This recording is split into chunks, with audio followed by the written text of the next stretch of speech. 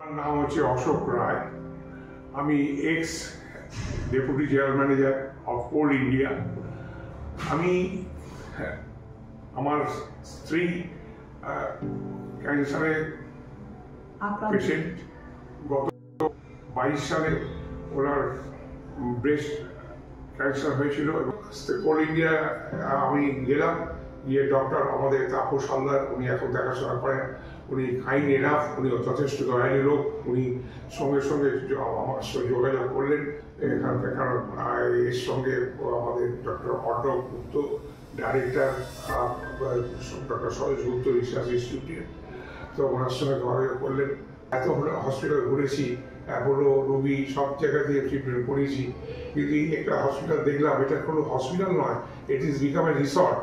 এবং এটা কত বড় জায়গা নিয়ে যে তৈরি, এবং কতগুলো যে জায়গা ডিপার্টমেন্ট, এবং হেঁটেই যাতায়াত করা খুবই অসুবিধে। কিন্তু সেখানে এরা অ্যারেঞ্জমেন্ট করেছে ব্যাটারি গাড়ি, এবং আমাদেরকে পেশেন্টকে বা পেশেন্ট পার্টিকে সেই গাড়ি করে নিয়ে যাচ্ছে একটা বিল্ডিং থেকে আরেকটা বিল্ডিং, আরেকটা বিল্ডিং থেকে আরেকটা বিল্ডিং। এত সুযোগ সুবিধে, ওটা বাঙালি প্রতিষ্ঠান, এবং এদের এত কম টাকায় যে করে, আমার মনে হয় পৃথিবীতে বোধহয় কোনো জায়গায় এরকম সুযোগ পাওয়া যাবে না।